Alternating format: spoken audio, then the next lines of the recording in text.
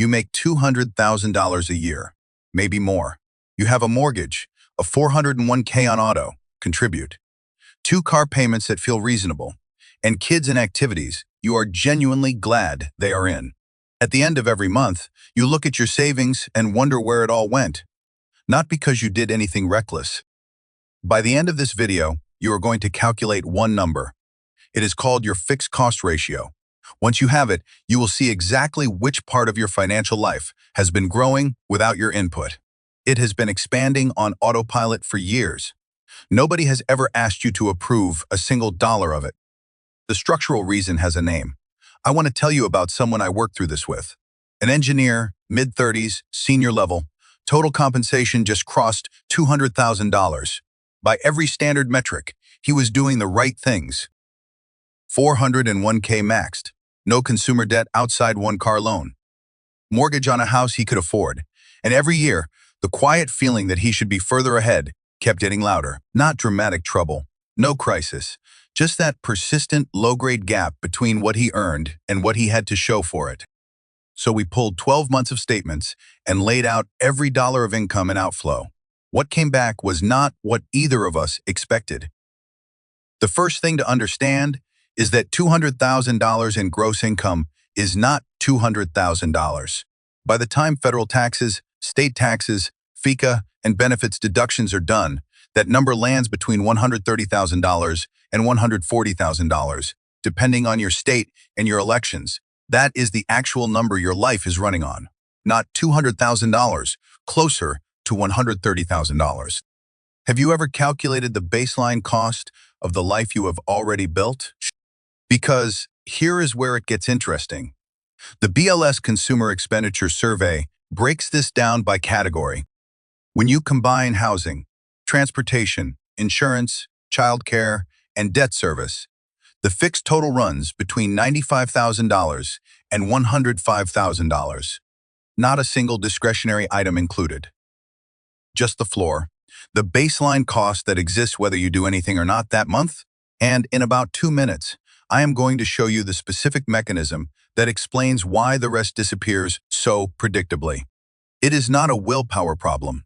It is not a discipline problem. It is a timing problem. Once this mechanism has a name, you will see it in every raise you have ever received. So you are starting with $130,000 in real income. You are spending roughly $100,000 before you make a single discretionary choice.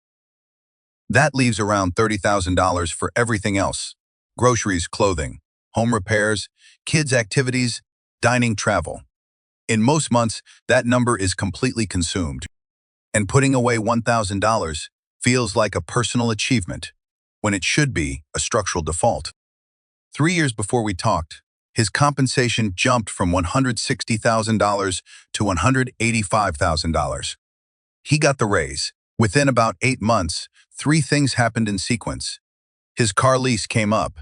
He moved into a slightly higher trim level. He had earned it. The monthly difference was only $180. His kids started competitive travel sports. Equipment costs tournament travel a few times per year, and he and his wife refinanced into a slightly larger home. The timing felt right. The new payment was something they could handle. None of those decisions were irresponsible.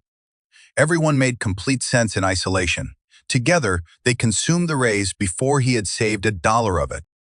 This pattern has a name in economics: expenditure cascades. Robert Frank named this concept in his book, Falling Behind. Based on Bureau of Labor Statistics, Consumer Expenditure Survey data, upper-income households spend more than 80 cents of every additional dollar on upgrading existing lifestyle, not on new assets or savings, not on luxury, on normalization. The slightly better version of what you already had, the car you felt you could now justify, the neighborhood that finally fit where you were going, the private school application that felt out of reach 2 years ago. This is the part most people miss. This is not a behavior problem.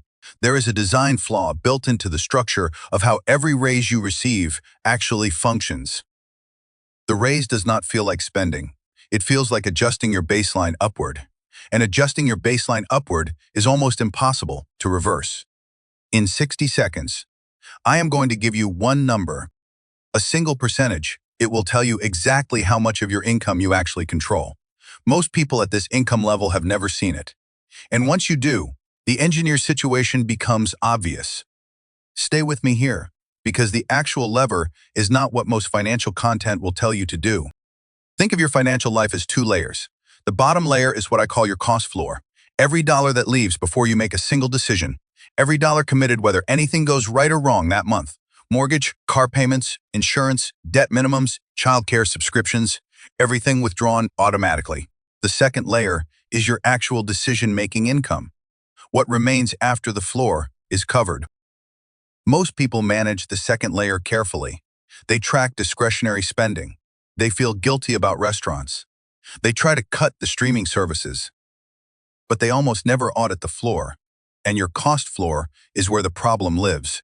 Most people at this income level assume the problem is discipline or priorities, or that they just need to earn a little more. When we calculated the engineer's actual number, it stopped that conversation entirely, because the problem was not any of those things. When we added up every committed monthly obligation for the engineer, the total came to $8,600 per month. That is $103,200 per year in fixed costs, out of a take-home income of roughly $135,000. Which means that before he made a single choice about how to spend his money, 76 cents of every dollar were already spoken for. He was making all of his financial decisions with 24 cents. That number is called your fixed cost ratio. It is the single most important number in your financial life that almost nobody talks about. Your financial advisor does not bring it up. Your accountant does not calculate it. The personal finance content you have seen online almost certainly has never mentioned it. And it is the reason high earners consistently feel poorer than their income suggests they should. What is your number? Here's the one thing I want you to do. Pull up your last 2 months of bank statements. Add up every payment that recurred in both months without any active decision on your part. Mortgage or rent, car payments, insurance premiums, subscription services, loan minimums, childcare or school tuition. Divide that total by your monthly take. Home pay. That percentage is your fixed cost ratio. If it is above 65%, you are in the same structural trap the engineer was in. And the problem is not how much you spend on dinner, it is the floor. Once you see that number, think back over the last 3 years. Every financial decision you made in that window happened inside whatever fraction was left. Most financial advice is treating the wrong problem. Budgeting more carefully, tracking spending, cutting streaming services. That is not wrong advice, it is just aimed at the wrong target. The second layer is almost never where high earners lose ground. The floor is where it happens, and your cost floor only moves one direction on its own.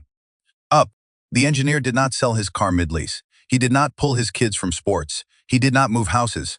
What he did was create one rule.